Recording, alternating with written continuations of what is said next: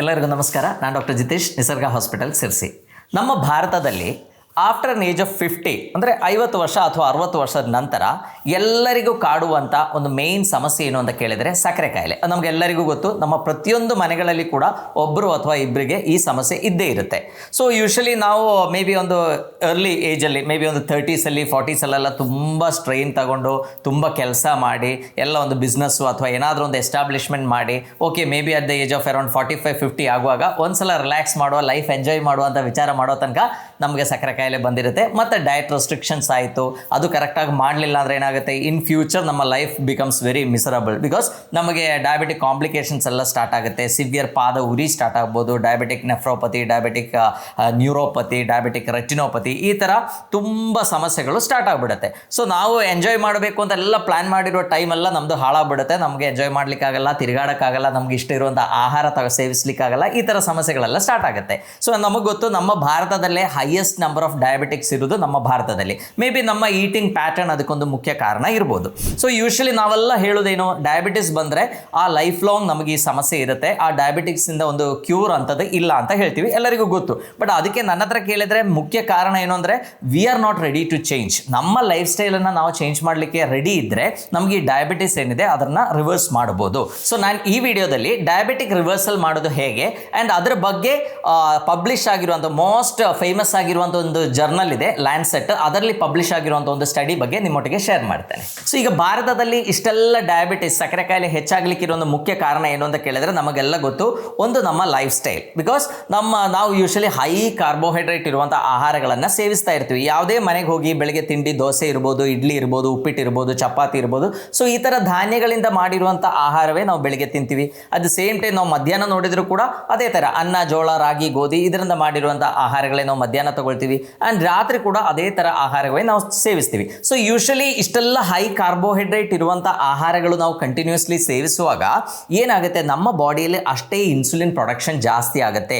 ಇದು ನಾವು 1-2 ದಿವಸಗಳಲ್ಲಿ ಮಾಡೋದಲ್ಲ, ನಾವು ಸಣ್ಣ ಹುಟ್ಟಿದಾಗಿಂದ ಇದೇ ಪ್ರಾಕ್ಟೀಸನ್ನು ಫಾಲೋ ಮಾಡ್ತಾ ಬರ್ತೀವಿ. ಈವನ್ ಸಣ್ಣ ಮಕ್ಕಳಿಗೂ ಕೂಡ ನಾವೇನು ಮಾಡ್ತೀವಿ, ಅವರು ಸರಿಯಾಗಿ ಆಹಾರ ತಗೊಳ್ಳಿಲ್ಲ ಅಂದರೆ ನಾವು ಅದಕ್ಕೆ ಸ್ವಲ್ಪ ಸಕ್ಕರೆ ಮಿಕ್ಸ್ ಮಾಡಿ ಕೊಡ್ತೀವಿ. ಸೊ ಅವಾಗ ಅವರಿಗೆ ಖುಷಿಯಿಂದ ತಿಂತಾರೆ ಆ್ಯಂಡ್ ಅದೇ ಅವರಿಗೆ ಹ್ಯಾಬಿಟ್ ಆಗುತ್ತೆ. ಬಟ್ ಇನಿಷಿಯಲಿ ನಮ್ಮ ಬಾಡಿ ಅದಕ್ಕೆಲ್ಲ ರೆಸ್ಪಾಂಡ್ ಮಾಡಲ್ಲ. But over A period of time, may be ಒಂದು 30-40 ವರ್ಷಗಳಾದಮೇಲೆ ಏನಾಗುತ್ತೆ, ಈ ಇನ್ಸುಲಿನ್ ಜಾಸ್ತಿ ಆಗಿ ಇನ್ಸುಲಿನ್ ಅಂದರೆ ಹೈಪರ್ ಇನ್ಸುಲಿನಿಮಿಯಾ ಅಂತ ಒಂದು ಕಂಡೀಷನ್ ಇರುತ್ತೆ. ಸೊ ಯಾರಿಗೆ ಡಯಾಬಿಟಿಸ್ ಡೆವಲಪ್ ಆಗುತ್ತೋ ಅದಕ್ಕಿಂತ ಮುಂದಿನ ಹಂತ ಅಂದರೆ ಒಂದು ಪ್ರೀ ಡಯಾಬಿಟಿಕ್ ಸ್ಟೇಜ್ ಇದ್ದಾಗ ಅವರದ್ದು ಬ್ಲಡ್ಡಲ್ಲಿರುವಂಥ ಇನ್ಸುಲಿನ್ ನೋಡಿದರೆ ನಾರ್ಮಲ್ ಮನುಷ್ಯರಿಗಿಂತ ಜಾಸ್ತಿ ಇರುತ್ತೆ. ಸೊ ನಾವು ಎಲ್ಲರೂ ಹೇಳ್ತೀವಿ ಡಯಾಬಿಟಿಸ್ ಬರೋದೇ ಇನ್ಸುಲಿನ್ ಕೊರತೆಯಿಂದ ಬರೋದು ಅಂತ. ಬಟ್ ಆ್ಯಕ್ಚುಲಿ ಹಾಗಲ್ಲ. ಡಯಾಬಿಟಿಸ್ಗೆ one of the main reason insulin resistance ಅಂತ ಹೇಳ್ತೀವಿ. ಓಕೆ, ಇನ್ಸುಲಿನ್ ಕಡಿಮೆ ಆದರೂ ಕೂಡ ಡಯಾಬಿಟಿಸ್ ಬರ್ಬೋದು, ಇಲ್ಲ ಅಂತಲ್ಲ. ಬಟ್ ಮುಖ್ಯ ಕಾರಣ ನಮಗೆಲ್ಲ ಬರುವಂಥ ಟೈಪ್ 2 ಡಯಾಬಿಟಿಸ್ ಮೆಲೈಟಿಸ್ ಏನಿದೆ ಅದಕ್ಕೆ ಮುಖ್ಯ ಕಾರಣ ಇರೋದು ಇನ್ಸುಲಿನ್ ರೆಸಿಸ್ಟೆನ್ಸ್. ಸೊ ಪ್ರತಿ ದಿವಸ ಇದೇ ಥರ ನಾವು ಜಾಸ್ತಿ ಕಾರ್ಬೋಹೈಡ್ರೇಟ್ ಇರುವಂಥ ಆಹಾರ ತಗೊಳ್ಳುವಾಗ ಇನ್ಸುಲಿನ್ ಜಾಸ್ಟಿ ಪ್ರೊಡ್ಯೂಸ್ ಆಗ್ತಾ ಇರುತ್ತದೆ. ಅವಾಗ ಬಾಡಿ ಏನು ಮಾಡುತ್ತೆ, ಬಾಡಿಗೆ ಒಂದು ರೆಸಿಸ್ಟೆನ್ಸ್ ಬಂದ್ಬಿಡುತ್ತೆ. ಇನ್ಸುಲಿನ್ ಇದ್ದರೂ ಕೂಡ ನಮ್ಮ ಇನ್ಸುಲಿನ್ ರಿಸೆಪ್ಟರ್ಸ್ ಏನಿದೆ ಅದು ಸರಿಯಾಗಿ ಫಂಕ್ಷನ್ ಆಗಲ್ಲ, ಅದು ಇನ್ಸುಲಿನನ್ನು ಐಡೆಂಟಿಫೈ ಮಾಡಲ್ಲ. ಸೊ ಅವಾಗ ಏನಾಗುತ್ತೆ, ಇನ್ಸುಲಿನ್ ಬಾಡಿಯಲ್ಲಿ ಇದ್ದರೂ ಕೂಡ ನಮ್ಮ ಶುಗರ್ ಲೆವೆಲ್ಸ್ ಏನಿದೆ ಅದು ಜಾಸ್ತಿ ಆಗುತ್ತೆ. ಇದನ್ನು ನಾವು ಡಯಾಬಿಟಿಸ್ ಅಂತ ಹೇಳ್ತೀವಿ. ಸೊ ಈಗ ಡಯಾಬಿಟಿಸ್ ಸ್ಟಾರ್ಟ್ ಆದ ಕೂಡಲೇ ನಮಗೆ ಏನಾಗುತ್ತೆ, ನಾವು ಮೆಂಟಲಿ ಪ್ರಿಪೇರ್ಡ್ ಆಗಿರ್ತೀವಿ. ಅಂದರೆ ಇದು ನಮಗೆ ಸರಿ ಮಾಡೋಕ್ಕಾಗಲ್ಲ, ಇನ್ನು ಲೈಫ್ ಲಾಂಗ್ ನಾನು ಮಾತ್ರೆ ತಗೊಳ್ಳೇಬೇಕು ಅಂತ ಒಂದು ಮೆಂಟಲ್ ಕಂಡೀಷನ್ ನಮ್ಮಲ್ಲಿ ಡೆವಲಪ್ ಆಗುತ್ತೆ. ಸೊ ಹಾಗಾಗಿ ನಾವೇನು ಮಾಡ್ತೀವಿ, ನಮ್ಮ ರೆಗ್ಯುಲರ್ ಫುಡ್ ಹ್ಯಾಬಿಟ್ಸನ್ನು ಕಂಟಿನ್ಯೂ ಮಾಡ್ತೀವಿ and at the same time ಅದರ ಒಟ್ಟಿಗೆ ಆ್ಯಂಟಿ ಹೈಪರ್ಗ್ಲೈಸಿಮಿಕ್ ಆಗಿರುವಂಥ ಮೆಡಿಸಿನ್ಸನ್ನು ಕೂಡ ಸ್ಟಾರ್ಟ್ ಮಾಡ್ತೀವಿ. ಸಕ್ಕರೆ ಕಾಯಿಲೆದು ಮೆಡಿಸಿನ್ ತಗೊಳ್ತಾ ಇರ್ತೀವಿ. ಮೇ ಬಿ ಒಂದು ಸುಮಾರು ವರ್ಷಗಳು ಹಾಗೆ ಕಂಟಿನ್ಯೂ ಆಗುತ್ತೆ. ಅದಾದಮೇಲೆ ನಮಗೆ ಗೊತ್ತಾಗುತ್ತೆ ಈ ಡೋಸೇಜ್ ಸಾಕಾಗ್ತಾ ಇಲ್ಲ, ಇನ್ನು ನಮಗೆ ಡೋಸೇಜ್ ಜಾಸ್ತಿ ಮಾಡಬೇಕು. ಸೊ ಮೆಡಿಸಿನ್ ಡೋಸೇಜ್ ಜಾಸ್ತಿ ಆಗ್ತಾ ಹೋಗ್ತದೆ ಆ್ಯಂಡ್ ಲೇಟರ್ ನಮಗೆ ಇನ್ಸುಲಿನ್ ಡಿಪೆಂಡೆನ್ಸಿ ಕೂಡ ಸ್ಟಾರ್ಟ್ ಆಗುತ್ತೆ. So this is a normal practice. ನಮ್ಮ ಭಾರತದಲ್ಲಿ ಯೂಶಲಿ ಆಗೋದಲ್ಲ ಹೀಗೆ. ಸೊ ಬಟ್ ಆ್ಯಕ್ಚುಲಿ ನಾವು ನೋಡಿದರೆ ನಮಗೆ ಗೊತ್ತು, ಈ ಸಕ್ಕರೆ ಕಾಯಿಲೆ ಏನಿದೆ it is a life style disease. ನಾವು ತಗೊಳ್ಳುವಂಥ ಆಹಾರಗಳಲ್ಲಿ ಇರುವಂಥ ಗ್ಲೂಕೋಸ್ ಅಂಶ ಜಾಸ್ತಿ ಆಗಿದ್ದಕ್ಕೆ over A period of time ನಮ್ಮ ಬಾಡಿ ಅದಕ್ಕೆ ಅದರ ಅಗೇನ್ಸ್ಟ್ ರೆಸ್ಪಾನ್ಸ್ ಮಾಡುವಂಥ ಒಂದು ಕಾಯಿಲೆ ಅಂತ ನಾವು ಇದಕ್ಕೆ ಹೇಳ್ಬೋದು. ಸೊ ಹಾಗಾಗಿ ಸಕ್ಕರೆ ಕಾಯಿಲೆ ಬಂದ ಕೂಡಲೇ ನಾವು ಏನು ಮಾಡಬೇಕು ಫಸ್ಟ್ ಅಂದರೆ ನಮ್ಮ ಆಹಾರವನ್ನು ಕಂಟ್ರೋಲ್ ಮಾಡಬೇಕು. ಸೊ ನಾನು ಈಗಾಗಲೇ ಹೇಳಿದ್ದೇನೆ ಅಂದರೆ diabetic reversal is possible. Actually diabetic reversal ಅಂತ ಹೇಳೋಕ್ಕಿಂತ ಡಯಾಬಿಟಿಕ್ ರೆಮಿಷನ್ ಅಂತ ಹೇಳಬೇಕು. ಇರಬೇಕು. ಡಯಾಬಿಟಿಕ್ ರೆಮಿಷನ್ ಅಂದರೆ ಏನು ಅಂತ ನಾನು ಅಟ್ ದ ಎಂಡ್ ನಿಮಗೆ ಎಕ್ಸ್ಪ್ಲೈನ್ ಮಾಡ್ತೇನೆ. ಸೊ ನಾವು ಒಂದು ಸ್ವಲ್ಪ ನಮ್ಮ ಆಹಾರ ಕ್ರಮವನ್ನು ಕಂಟ್ರೋಲ್ ಮಾಡಿದರೆ ನಮಗೆ ಈ ಸಕ್ಕರೆ ಕಾಯಿಲೆ ಏನಿದೆ ಅದನ್ನು ಕಂಪ್ಲೀಟ್ಲಿ ಅದರಿಂದ ಹೊರಗೆ ಬರಲಿಕ್ಕೆ ಸಾಧ್ಯ. ಈಗಾಗಲೇ ನಮ್ಮಲ್ಲಿ ಬರುವಂಥ ಎಷ್ಟೋ ಪೇಷಂಟ್ಸ್ಗೆ ನಾವು ಇದೆಲ್ಲ ಡಯಟ್ ಪ್ಲ್ಯಾನು ಹೇಗಿರಬೇಕು, ಏನು ಮಾಡಬೇಕು ಅಂತೆಲ್ಲ ಹೇಳ್ಕೊಡ್ತೀವಿ. ಬಟ್ ಅದರಲ್ಲೊಂದು 50% ಜನ ಮಾತ್ರ ಅದನ್ನು ಸ್ಟ್ರಿಕ್ಟಾಗಿ ಫಾಲೋ ಮಾಡ್ತಾರೆ ಆ್ಯಂಡ್ ಅವರು ಆರಾಮಾಗಿದ್ದಾರೆ ವಿತೌಟ್ ಎನಿ ಪ್ರಾಬ್ಲಮ್. ಅವರೆಷ್ಟೋ ಪೇಷಂಟ್ಸನ್ನು ನಮ್ಮಲ್ಲಿ ಕರ್ಕೊಂಬರ್ತಾರೆ. ಬಟ್ ಅವರು ಕರ್ಕೊಂಬಂದಿರೋ ಪೇಷಂಟಲ್ಲಿ ಕೂಡ 50% ಜನ ಅಷ್ಟೇ ನಾವು ಹೇಳಿದಂಗೆ ಸ್ಟ್ರಿಕ್ಟ್ಲಿ ಫಾಲೋ ಮಾಡ್ತಾರೆ. ಬಿಕಾಸ್ ನಮಗೆ ಇದರಲ್ಲಿ ಏನಿದೆ, ನಮ್ಮ ವಿಲ್ ಪವರ್ ಏನಿದೆ that is most important. So ಈಗ ನಾನು ಹೇಳಿದ್ದೇನೆ ಒಂದು ಸಂಶೋಧನೆ ಲ್ಯಾನ್ಸೆಟಲ್ಲಿ ಪಬ್ಲಿಷ್ ಆಗಿರುವಂಥ ಒಂದು ಸಂಶೋಧನೆ ಬಗ್ಗೆ. ಸೊ ಅದರಲ್ಲಿ ಏನು ಮಾಡಿದ್ದಾರೆ, ಅವರಿಗೆ 2 ಗ್ರೂಪ್ ಮಾಡಿದ್ದಾರೆ. ಒಂದು ಸ್ಟಡಿ ಗ್ರೂಪ್ ಒಂದು ಗ್ರೂಪು, ಇನ್ನೊಂದು ಕಂಟ್ರೋಲ್ ಗ್ರೂಪ್ ಅಂತ ಹೇಳ್ತೀವಿ. ಸೊ ಈ ಕಂಟ್ರೋಲ್ ಗ್ರೂಪಲ್ಲಿ ಏನು ಮಾಡಿದ್ದಾರೆ, ಅವರು ಯೂಶಲಿ ಡಯಾಬಿಟಿಸ್ ಬಂದಮೇಲೆ ಅವರಿಗೆಲ್ಲ ನಾರ್ಮಲ್ ಆ್ಯಂಟಿ ಡಯಾಬಿಟಿಕ್ ಮೆಡಿಸಿನ್ಸ್ ಏನಿದೆ, ಅಲೋಪತಿಕ್ ಮೆಡಿಸಿನ್ಸ್ ಏನಿದೆ ಅದನ್ನು ಪ್ರಿಸ್ಕ್ರೈಬ್ ಮಾಡಿ ಒಂದು ಹೆಲ್ತಿ ಆಗಿರುವಂಥ ಆಹಾರ ಕ್ರಮ ಹೇಳ್ಕೊಟ್ಟು ನೀವು ಮನೆಯಲ್ಲಿ ರೆಗ್ಯುಲರ್ ಆಗಿ ವ್ಯಾಯಾಮ ಕೂಡ ಮಾಡಬೇಕು ಅಂತ ಹೇಳಿದರು. ಸೊ ಆ ಗ್ರೂಪ್ ಅದೇ ಪ್ಯಾಟರ್ನನ್ನು ಫಾಲೋ ಮಾಡಿದರು. ಇನ್ನೊಂದು ಗ್ರೂಪಲ್ಲಿ ಏನು ಮಾಡಿದ್ದಾರೆ ಅಂದರೆ ಅವರಿಗೆ ಸ್ಟ್ರಿಕ್ಟ್ ಆಗಿರುವಂಥ ಆಹಾರ ಕ್ರಮ. So for A period of 3 to 5 months ಏನಿದೆ ತುಂಬ ಸ್ಟ್ರಿಕ್ಟ್ ಆಗಿರುವಂಥ ಆಹಾರ ಕ್ರಮ ಹೇಗೆ ಅಂದರೆ ಓವರಾಲ್ ಒಂದು ದಿವಸದ ಕ್ಯಾಲರಿ ಇಂಟೇಕ್ ಏನಿದೆ ಸುಮಾರು 850 ಕ್ಯಾಲರಿ ಅಷ್ಟೇ ಸಪ್ಲೈ ಮಾಡಿದ್ದಾರೆ. ಅಂದರೆ 850 ಕ್ಯಾಲರಿ. ನಾವು ಯೂಶಲಿ ನಮ್ಮ ಒಂದು ದಿವಸಕ್ಕೆ ನಮಗೆ ರಿಕ್ವೈರ್ಮೆಂಟ್ ಇರುವಂಥ ಕ್ಯಾಲರಿ 1800 ಕಿಲೋ ಕ್ಯಾಲರಿ ಅಂತ ಹೇಳ್ತೀವಿ. ಸೊ ಅದರಲ್ಲಿ ಏನು ಮಾಡಿದ್ದಾರೆ, ಎ ಡೆಫಿಸಿಟ್ ಆಫ್ 1000 ಕ್ಯಾಲರಿಯನ್ನು ಕಡಿಮೆ ಮಾಡಿದ್ದಾರೆ. ಸೊ ಅದು ಕೂಡ ಹೇಗೆ ಮಾಡಿದ್ದಾರೆ ಅಂದರೆ ಈ 850 ಕ್ಯಾಲರಿಯಲ್ಲಿ 60% ಕಾರ್ಬೋಹೈಡ್ರೇಟಿಂದ, ಅಂದರೆ ನಾವು ತಗೊಳ್ಳುವಂಥ ಧಾನ್ಯಗಳು ಅದೆಲ್ಲ ಇರ್ಬೋದು ಅದರಿಂದ, ಇನ್ನೊಂದು 25% ಪ್ರೋಟೀನಿಂದ, ಮತ್ತೊಂದು 15% ಕೊಬ್ಬಿಂದ. ಸೊ ಈ ಥರ ಒಂದು ಪ್ಯಾಟರ್ನನ್ನು ಫಾಲೋ ಮಾಡಿದರು. ಬಟ್ ಆ್ಯಕ್ಚುಲಿ ನಾವೆಲ್ಲ ಹೇಳೋದೇನು, ಈಗ ಡಯಾಬಿಟಿಸ್ ಇದ್ದರೆ ಅವರಿಗೆ ಬೆಸ್ಟ್ ಫುಡ್ ಅಂದರೆ ಕೊಬ್ಬಿರೋ ಫುಡ್. ಬಟ್ ಎಷ್ಟೋ ಸಲ ಅದು ನಮಗೆ ಫಾಲೋ ಮಾಡಲಿಕ್ಕೆ ಆಗಬೇಕು ಅಂತಿಲ್ಲ. ಬಟ್ ಹೇಗೂ ಈ ರಿಸರ್ಚಲ್ಲಿ ಇದಕ್ಕಿಂತನೂ ಚೆನ್ನಾಗಿ ನೀವು ಮಾಡ್ಬೋದು ಅಂತ, ಕೊಬ್ಬಿರೋ ಫುಡ್ಡನ್ನು ಜಾಸ್ತಿ ಕನ್ಸ್ಯೂಮ್ ಮಾಡಿ ನಮ್ಮ ಮೇಜರ್ ಕ್ಯಾಲರಿಯನ್ನು ನಾವು ಇದರಿಂದ ಡಿರೈವ್ ಮಾಡಿದರೆ ಇನ್ನೂ ಚೆನ್ನಾಗಿ ರೆಸ್ಪಾಂಡ್ ಆಗುತ್ತೆ. ಸೊ ಬಟ್ ಈ ಸ್ಟಡಿಯಲ್ಲಿ ಏನು ಮಾಡಿದ್ರು ಅಂದರೆ ಅವರು ಈ ಥರ ನಾನು ಹೇಳಿದ ಪ್ರಕಾರ 60% carbohydrate, 25% protein and 15% from fat ಅಂತ ಡಿರೈವ್ ಮಾಡಿದರು. So over A period of time 3 to 5 months ಮಾಡಿದಾಗ ಈ ಪೇಷಂಟ್ಸ್ದು ವೆಯ್ಟ್ ಏನಿದೆ ಅದು ತುಂಬ ಚೆನ್ನಾಗಿ ಕಂಟ್ರೋಲ್ ಆಯಿತು. ವೆಯ್ಟ್ ತುಂಬ ಕಡಿಮೆ ಆಯಿತು. ಬಿಕಾಸ್ ಅವರು ರೆಗ್ಯುಲರ್ ಆಗಿ ಎಕ್ಸಸೈಸ್ ಮಾಡ್ತಾ ಇದ್ದಾರೆ, ಅವರ ಎಕ್ಸಸೈಸನ್ನು ಇವರು ಮಾನಿಟರ್ ಮಾಡಿದ್ದಾರೆ and at the same time ಅವರ ಡಯಟ್ ಕೂಡ ತುಂಬ ಸ್ಟ್ರಿಕ್ಟಾಗಿ ಮಾಡಿದ್ದಾರೆ. ಆಲ್ಮೋಸ್ಟ್ 1000 ಕಿಲೋ ಕ್ಯಾಲರಿ ಕಡಿಮೆ ಅಂದರೆ ನೀವೇ ವಿಚಾರ ಮಾಡಿ, ಒಂದು ದೋಸೆ ಅಂದರೆ 150 ಕ್ಯಾಲರಿ, ಒಂದು ಚಪಾತಿ ಅಂದರೆ 200 ಕ್ಯಾಲರಿ. ಸೊ ಇಡೀ ದಿವಸ ಅವರು ತಗೊಳ್ಳುವಂಥ ಕ್ಯಾಲರಿ ಏನಿದೆ ಮೇ ಬಿ ಒಂದು 4 ಚಪಾತಿ ಇಡೀ ದಿವಸಕ್ಕೆ. ಆ್ಯಂಡ್ ಅದು ಬಿಟ್ಟು ಏನಿಲ್ಲ, ಬಟ್ ಚಪಾತಿ ಒಂದೇ ನಮಗೆ ತಿನ್ನೋಕ್ಕಾಗಲ್ಲ. ಸೊ ಪಲ್ಯಗೂ ಕ್ಯಾಲರಿ ಇರುತ್ತೆ. ನಾವು ತಗೊಳ್ಳೋ ಆಹಾರದಲ್ಲಿ ನೀರು ಬಿಟ್ಟು ಬಾಕಿ ಎಲ್ಲದಕ್ಕೂ ಎನರ್ಜಿ ಇರುತ್ತೆ, ಗ್ಲೂಕೋಸ್ ಇರುತ್ತೆ, ಅಥವಾ ಅದರಲ್ಲಿ ಕ್ಯಾಲರಿ ಇರುತ್ತೆ. ಸೊ ಇದನ್ನೆಲ್ಲ ಪ್ಲ್ಯಾನ್ ಮಾಡಿ ನಾವೊಂದು 800 ಕಿಲೋ ಕ್ಯಾಲರಿ, 850 ಕಿಲೋ ಕ್ಯಾಲರಿದೊಂದು ಡಯಟನ್ನು ಫಾಲೋ ಮಾಡಿದ್ರು ಅವರಲ್ಲ. ಆ್ಯಂಡ್ ಆಫ್ಟರ್ವರ್ಡ್ಸ್ ಒಂದು 5 months ಆದಮೇಲೆ ನೋಡುವಾಗ ಅವರದೆಲ್ಲ ವೆಯ್ಟ್ ಏನಿದೆ ತುಂಬ ಚೆನ್ನಾಗಿ ಕಡಿಮೆ ಆಯಿತು. ಮೇ ಬಿ 15 kg, 12 kgಯಿಂದ 15-20 kg ವೆಯ್ಟ್ ಎಲ್ಲ ಕಡಿಮೆ ಆದಾಗ ಆಟೋಮ್ಯಾಟಿಕ್ಲಿ ಏನಾಯಿತು, ಅವ್ರದ್ದು ಇನ್ಸುಲಿನ್ ಸೆನ್ಸಿಟಿವಿಟಿ ಏನಿದೆ ಅದು ತುಂಬ ಚೆನ್ನಾಗಿ ಇಂಪ್ರೂವ್ ಆಯಿತು. ಸೊ ಈ ಪೀರಿಯಡ್ ಆದಮೇಲೆ ಆಫ್ಟರ್ 5 months ಏನು ಮಾಡಿದ್ರು ಅಂದರೆ ನೆಕ್ಸ್ಟ್ 1 or 2 monthsಗೆ ಅವರಿಗೆ ನಿಧಾನಕ್ಕೆ ನಾರ್ಮಲ್ ಫುಡ್ಗೆ ತಂದರು. ನಾರ್ಮಲ್ ಫುಡ್ ಅಂತ ಹೇಳೋದು ಕೂಡ ಎಲ್ಲದು ತಿನ್ನೋದಲ್ಲ, ಬರ್ಗರು ಎಲ್ಲ ಸಿಕ್ಕಿದ್ದೆಲ್ಲ ಸ್ವೀಟ್ಸ್ ಎಲ್ಲ ತಿನ್ನೋದಲ್ಲ. ಬಟ್ ನಾರ್ಮಲಿ ನಮಗೆ ಬೇಕಾಗಿರುವಂಥ ಮೇ ಬಿ ಒಂದು 1800 ಕಿಲೋ ಕ್ಯಾಲರಿ ಡೈಲಿ ರಿಕ್ವೈರ್ಮೆಂಟ್ ಏನಿದೆ ಅಷ್ಟೇ ಕ್ಯಾಲರಿ ಇರುವಂಥ ಆಹಾರ ಕೊಟ್ಟು ನೋಡಿದರೂ ಕೂಡ ಅವರ ಶುಗರ್ ಲೆವೆಲ್ಸ್ ಏನಿದೆ ಅದು ನಾರ್ಮಲೇ ಇತ್ತು. So it is like A reversal.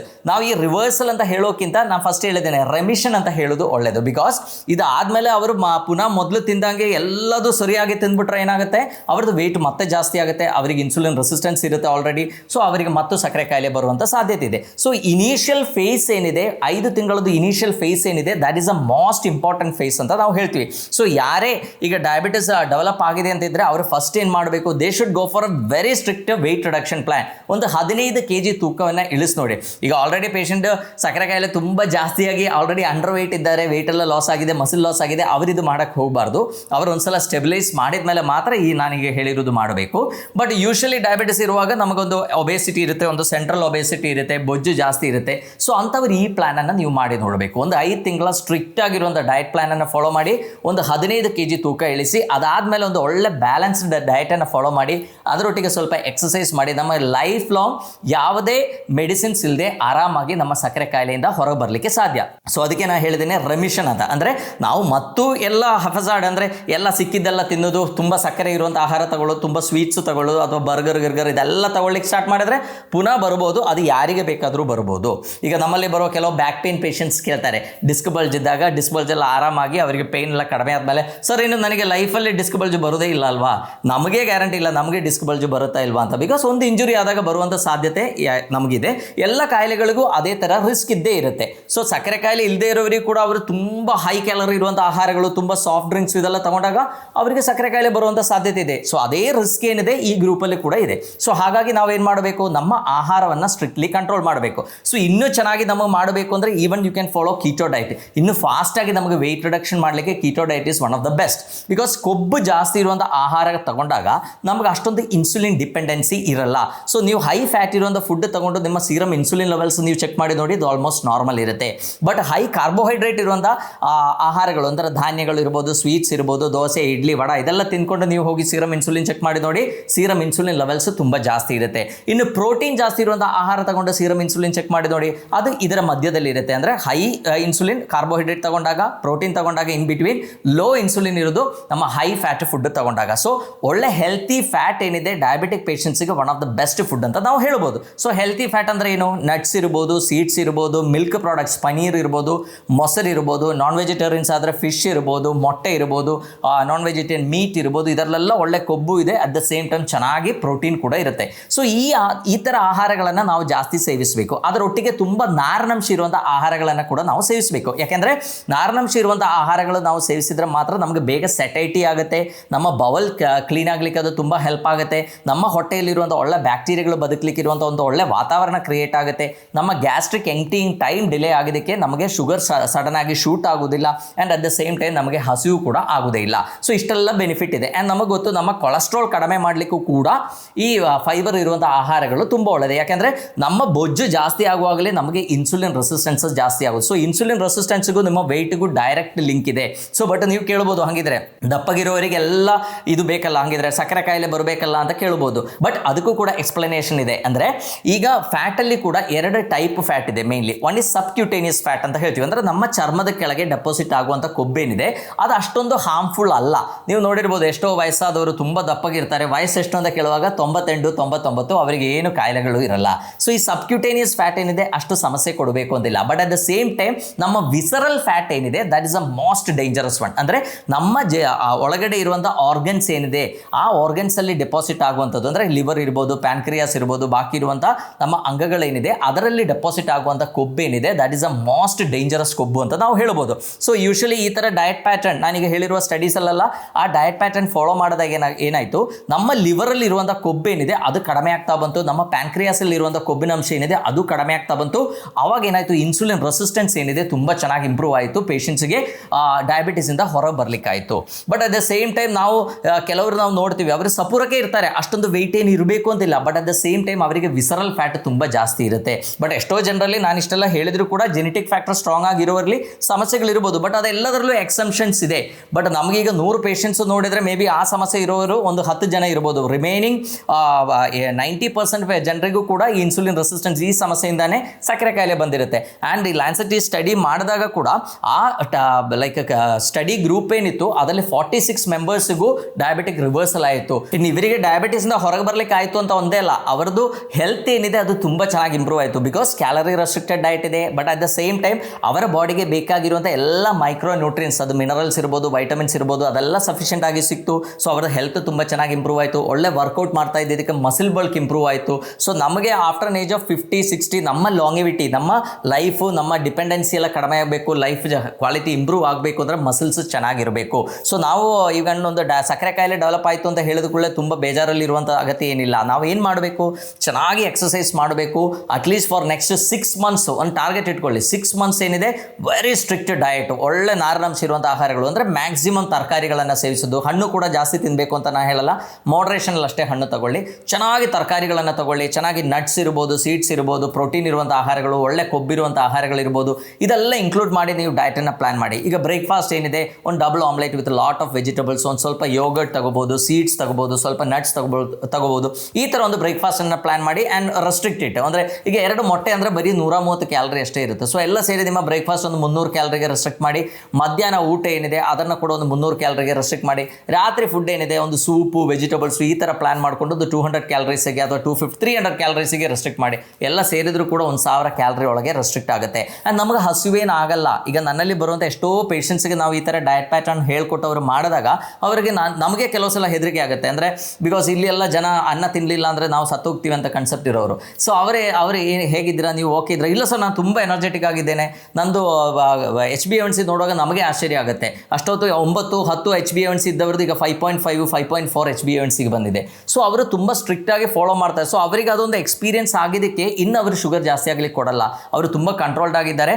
ಅವರಿಗೆ ಸಕ್ಕರೆ ಕಾಯಿಲೆ ಇಲ್ಲದೇ ಇದ್ದಾಗ ಅವರು ಎಷ್ಟು ಎನರ್ಜೆಟಿಕ್ ಆಗಿದ್ರು ಅದಕ್ಕಿಂತ ಡಬಲ್ ಎನರ್ಜೆಟಿಕ್ ಆಗಿ ಇದ್ದಾರೆ. ಸೊ ಅವರು ಸ್ಟ್ರಿಕ್ಟ್ಲಿ ಫಾಲೋ ಮಾಡ್ತಾರೆ. ಸೊ ನಾವು ಏನು ಮಾಡಬೇಕು, ಈ ಥರ ಒಂದು ಡಯಟನ್ನು ಫಾಲೋ ಮಾಡಿ ನಾವು ಇಮ್ಮಿಡಿಯೇಟ್ಲಿ ನಮ್ಮ ಶುಗರನ್ನು ಕಂಟ್ರೋಲ್ ಮಾಡ್ಬೋದು, ಅಥವಾ HbA1cನ ನಾರ್ಮಲ್ ಮಾಡ್ಬೋದು, ಡಯಾಬಿಟಿಸ್ ರಿವರ್ಸಲ್ ಕೂಡ ಮಾಡ್ಬೋದು. ಸೊ ಬಟ್ ನಾವು ಏನು ಮಾಡಬೇಕು ಅಂದರೆ, ಈಗ ನಮಗೆ ಸಕ್ಕರೆ ಕಾಯಿಲೆ ಇದೆ ನಮ್ಮ ಫ್ಯಾಮಿಲಿಯಲ್ಲಿ, ಓಕೆ, ಈಗ ನನಗೆ ಸಕ್ಕರೆ ಕಾಯಿಲೆ ಇದ್ದರೆ ನಾವು ಇಮ್ಮಿಡಿಯೇಟ್ಲಿ ನಮ್ಮ ಮಕ್ಕಳದ್ದು ಶುಗರ್ ಲೆವೆಲ್ ಕೂಡ ಚೆಕ್ ಮಾಡಿ ನೋಡಬೇಕು. ಅವರು ಮೇ ಬಿ ಪ್ರೀ ಡಯಾಬಿಟಿಕ್ ಇರ್ಬೋದು. ಬಿಕಾಸ್ ನಾನೇನು ಆಹಾರ ಕ್ರಮ ಫಾಲೋ ಮಾಡ್ತಾ ಇದ್ದೇನೆ ಆ ಸೇಮ್ ಪ್ಯಾಟರ್ನ್ ಆಫ್ ಡಯಟೇ ನನ್ನ ಮಕ್ಕಳು ಕೂಡ ಫಾಲೋ ಮಾಡ್ತಾರೆ. ಬಿಕಾಸ್ ನನ್ನ ಕನ್ಸೆಪ್ಟಲ್ಲಿ ನಾನು ಮಾಡೋದೇ ಸರಿ. ಸೊ ಹಾಗಾಗಿ ನಮ್ಮ ಮಕ್ಕಳು ಸರಿಯಾಗಿ ತಿನ್ನಿಲ್ಲ ಅಂತ ನಾವೇನು ಮಾಡ್ತೀವಿ, ಇಲ್ಲ ತಿನ್ನು, ಚೆನ್ನಾಗಿ ತಿನ್ನು ಅಂತ ಹೇಳಿ ತಿನ್ನಿಸ್ತೀವಿ. ಸೊ ಆಟೋಮ್ಯಾಟಿಕಲಿ ನನಗೆ ಬಂದಿರೋ ಕಾಯಿಲೆಗಳೆಲ್ಲ ಅವರಿಗೂ ಆ ಲೈಫ್ ಸ್ಟೈಲ್ ಡಿಸೀಸ್ಗಳು ಬರುವಂಥ ಸಾಧ್ಯತೆಗಳು ಜಾಸ್ತಿ ಇದೆ. ಸೊ ನಿಮಗೆ ಸಕ್ಕರೆ ಕಾಯಿಲೆ ಇದ್ದರೆ ನಿಮ್ಮ ಮಕ್ಕಳದ್ದು ಸೀರಮ್ ಇನ್ಸುಲಿನು, ಸಿ ಪೆಪ್ಟೈಡು, ಅಥವಾ ಅದರೊಟ್ಟಿಗೆ ಫಾಸ್ಟಿಂಗ್ ಶುಗರು, ಪೋಸ್ಟ್ಪ್ರಾಂಟಲ್ ಶುಗರ್ ಚೆಕ್ ಮಾಡಿ ನೋಡಿ. ಅದು ನಾರ್ಮಲ್ ಇಲ್ಲ, ನಾರ್ಮಲ್ಗಿಂತ ಹೆಚ್ಚಿದೆ, ಪ್ರೀ ಡಯಾಬಿಟಿಕ್ ಇದೆ ಅಂತ ಆದರೆ ಇಮ್ಮಿಡಿಯೇಟ್ ಮೆಷರ್ಸ್ ತಗೊಳ್ಳಿ. ಅವರಿಗೆ ವೆಯ್ಟ್ ರಿಡಕ್ಷನ್, ಅವರಿಗೆ ಚೆನ್ನಾಗಿ ಅವರನ್ನು ಜಿಮ್ಗೆ ಕಳಿಸಿ, ಚೆನ್ನಾಗಿ ವರ್ಕೌಟ್ ಮಾಡಿಸಿ, ಆ ಮಸಲ್ ಬಲ್ಕನ್ನು ಇಂಪ್ರೂವ್ ಮಾಡಿ, ವೆಯ್ಟನ್ನು ಒಂದು 10-12 kg ಇಮ್ಮಿಡಿಯೇಟ್ಲಿ ಇಳಿಸ್ಲಿಕ್ಕೆ ಪ್ಲ್ಯಾನ್ ಮಾಡಿ. ಅದರೊಟ್ಟಿಗೆ ಆ ಸ್ಟ್ರೆಸ್ ಲೆವೆಲ್ನ ಕೂಡ ಕಂಟ್ರೋಲ್ ಮಾಡಲಿಕ್ಕೆ ಪ್ರಯತ್ನ ಮಾಡಿ. ಬಿಕಾಸ್ ನಮ್ಮ stress is also equally important. ನಮ್ಮ ಸ್ಟ್ರೆಸ್ ಲೆವೆಲ್ ಜಾಸ್ತಿ ಇದ್ದರೂ ಕೂಡ ನಮ್ಮ ಬಾಡಿಯಲ್ಲಿ ಕಾರ್ಟಿಸೋಲ್ ಲೆವೆಲ್ ಜಾಸ್ತಿ ಆಗುತ್ತೆ, ಅದು ನಮ್ಮ ಶುಗರ್ನ ಕೂಡ ಜಾಸ್ತಿ ಮಾಡುವಂಥ ಸಾಧ್ಯತೆ. ಸೊ ಈ ಥರ ಮೆಷರ್ಸ್ ಎಲ್ಲ ತಗೊಂಡು ಚೆನ್ನಾಗಿ ವ್ಯಾಯಾಮ ಮಾಡಿದರೆ ನಮಗೆ ಇನ್ನು ಮುಂದೆ ಒಂದು ಡಯಾಬಿಟಿಕ್ ಫ್ರೀ ಜನರೇಷನ್ನ ಜನರೇಟ್ ಮಾಡ್ಬೋದು. ಸೊ ನಾವು ಯಾಕಿದೆಲ್ಲ ಹೇಳ್ತೀವಿ ಅಂದರೆ, ಡಯಾಬಿಟಿಸ್ ಬಗ್ಗೆ ನಾವು ಕೂಡ 2 ಸಂಶೋಧನೆಗಳನ್ನು ಮಾಡಿದ್ವಿ. ಸೊ ಸಂಶೋಧನೆಗಳು ಮಾಡಿದಾಗ ನಾವು ರ್ಯಾಂಡಮ್ ಆಗಿ ಚೆಕ್ ಮಾಡುವಾಗ ನಮ್ಗೆ ಅಷ್ಟೊಂದು ಸ್ಯಾಂಪಲ್ಸ್ ಸಿಕ್ಕಿಲ್ಲ. ಬಟ್ ನಾವು ಡಯಾಬಿಟಿಸ್ ಇರೋ ಪೇಷಂಟ್ಸ್ದು ಮನೆಗೆ ಹೋಗಿ ಅವರ ಮಕ್ಕಳಲ್ಲಿ ಟೆಸ್ಟ್ ಮಾಡೋದು ನೋಡುವಾಗ ನಮಗೆ ಪ್ರೀ ಡಯಾಬಿಟಿಕ್ ಕೇಸಸ್ ಏನಿದೆ ತುಂಬ ಚೆನ್ನಾಗಿ ಬೇಗ ಸಿಕ್ತು. ಅಂದರೆ ಒಂದು ವಾರದಲ್ಲೇ ನಮಗೆ ಬೇಕಾಗಿರೋಷ್ಟು ಸ್ಟಡಿ ಮೆಟೀರಿಯಲ್ ಅದರಲ್ಲಿ ಸಿಕ್ತು. ಸೊ ಹಾಗಾಗಿ ನಿಮಗೆ ಡಯಾಬಿಟಿಸ್ ಇದ್ದರೆ ನಿಮ್ಮ ಮಕ್ಕಳಿಗೆ ಅದು ಬರುವಂಥ ಸಾಧ್ಯತೆಗಳಿದೆ. ಅದು ಜೆನೆಟಿಕ್ ಫ್ಯಾಕ್ಟ್ರಿಂದ ಒಂದೇ ಅಲ್ಲ, ನಿಮ್ಮ ಮತ್ತು ನಿಮ್ಮ ಮಕ್ಕಳದು ಲೈಫ್ ಸ್ಟೈಲ್ ಏನಿದೆ ಅದು ಆಲ್ಮೋಸ್ಟ್ ಸಿಮಿಲಿಯರ್ ಆಗಿರುತ್ತೆ. ಸೊ ಹಾಗಾಗಿ ನೀವು ಅವರಿಗೆ ಈ ಪ್ಲ್ಯಾನನ್ನು ಹೇಳಿಕೊಟ್ಟು ಅವರಿಗೆ ಪ್ರೀ ಡಯಾಬಿಟಿಸ್ ಇದ್ದರೆ ಈಗಲೇ ಸ್ಟ್ರಿಕ್ಟ್ ಆಗಿರುವಂಥ ಆಹಾರ ಕ್ರಮವನ್ನು ಫಾಲೋ ಮಾಡಿ, ಒಳ್ಳೆ ವ್ಯಾಯಾಮ ಮಾಡಿ, ಆ ಸಕ್ಕರೆ ಕಾಯಿಲೆ ಬರದೇ ಇದ್ದಂಗೆ ನೋಡಿಕೊಂಡ್ರೆ ಮುಂದೆ ನಮ್ಮ ಲೈಫ್ ಏನಿದೆ ತುಂಬ ಚೆನ್ನಾಗಿರುತ್ತೆ. ನೀವೇ ಅಬ್ಸರ್ವ್ ಮಾಡಿ, ಸಕ್ಕರೆ ಕಾಯಿಲೆ ಎಲ್ಲ ಸ್ಟಾರ್ಟ್ ಆಗಿ ನಾವು ಶುಗರ್ ಚೆನ್ನಾಗಿ ಕಂಟ್ರೋಲ್ ಮಾಡಲಿಲ್ಲ ಅಂದರೆ ಏನಾಗುತ್ತೆ, ನಮಗೆ ಡಯಾಬಿಟಿಕ್ ನ್ಯೂರೋಪತಿ ಸ್ಟಾರ್ಟ್ ಆಗುತ್ತೆ. ಡಯಾಬಿಟಿಕ್ ನ್ಯೂರೋಪತಿ ಪಾದ ಉರಿ ಇದ್ದಾಗ ಚೆನ್ನಾಗಿ ನಿದ್ರೆ ಮಾಡಲಿಕ್ಕಾಗಲ್ಲ, ತುಂಬ ಪೇಷಂಟ್ ಇರಿಟೇಟೆಡ್ ಆಗಿರ್ತಾರೆ, ನಮಗೇನು ಎಂಜಾಯ್ ಮಾಡಲಿಕ್ಕಾಗಲ್ಲ, ನಮಗೆಲ್ಲ ಸಮಸ್ಯೆಗಳು ದೊಡ್ಡದಾಗಿ ಕಾಣುತ್ತೆ. ಆ ಒಂದು ಹೆಲ್ತ್ ಸಮಸ್ಯೆ ಸ್ಟಾರ್ಟ್ ಆಯಿತು ಅಂದರೆ ಬಾಕಿ ಎಲ್ಲ ಸಮಸ್ಯೆಗಳು ಸಣ್ಣದಾಗಿ ಕಾಣುತ್ತೆ. Because health is a most important. So ನಾವು ಏನು ಮಾಡಬೇಕು, ಈ ಸಕ್ಕರೆ ಕಾಯಿಲೆ ಇದ್ದರೆ ಆದಷ್ಟು ಚೆನ್ನಾಗಿ ಡಯಟಿಂಗ್ ಎಲ್ಲ ಮಾಡಿಕೊಂಡು, ನನಗೆ ಹೇಳಿರುವಂಥ ಡಯಾಬಿಟಿಕ್ ರಿವರ್ಸಲ್ ಪ್ರೋಗ್ರಾಮ್ ಮಾಡಿಕೊಂಡು ಅದರಿಂದ ಹೊರಗೆ ಬಂದರೆ ಮುಂದೆ ನಮ್ಮ ಲೈಫ್ ಏನಿದೆ ತುಂಬ ಚೆನ್ನಾಗಿರುತ್ತೆ. ಆ್ಯಂಡ್ ನಮ್ಮ ಇಕನಾಮಿ ಕೂಡ, ನಾವು ಆ್ಯಕ್ಚುಲಿ ನಮ್ಮ ಅರ್ನಿಂಗ್ಸ್ದು ಒಂದು ಮೇಜರ್ ಪೋರ್ಷನ್ ಈ ಸಕ್ಕರೆ ಕಾಯಿಲೆ ಸಲುವಾಗಿ ಖರ್ಚು ಮಾಡ್ತೀವಿ. ಸೊ ನಾವು ಇಷ್ಟೆಲ್ಲ ಸ್ಟ್ರಿಕ್ಟಾಗಿ ಒಂದು ಸಲ ಮಾಡಿದರೆ ಆ ಸ್ಟೇಜಿಗೆ ಏನೂ ಹೋಗಲ್ಲ, ನೀವು ಹ್ಯಾಪಿಯಾಗಿರ್ಬೋದು. ಸೊ ಡಯಾಬಿಟಿಸ್ ಬಂದ್ಕೊಳ್ಳೆ ಯಾರು ಹೆದರಬೇಡಿ, ಡಯಾಬಿಟಿಸ್ ಈಸ್ 100% ರಿವರ್ಸಿಬಲ್. ಸೊ ಚೆನ್ನಾಗಿ ಎಕ್ಸಸೈಸ್ ಮಾಡಿ, ಕರೆಕ್ಟಾಗಿರುವಂಥ ಆಹಾರ ಕ್ರಮ ಮಾಡಿ, ಇದಕ್ಕಿಂತೆಲ್ಲ ಮೊದಲು ಒಂದು ಒಳ್ಳೆ ಸ್ಟ್ರಾಂಗ್ ವಿಲ್ ಪವರ್ ನಿಮಗೆ ಇರಬೇಕು. ಎಲ್ಲರೂ ಸ್ಟ್ರಿಕ್ಟಾಗಿ ಮಾಡಿ ಅಂತ ಹೇಳ್ತಾ ಎಲ್ಲರಿಗೂ ಧನ್ಯವಾದ.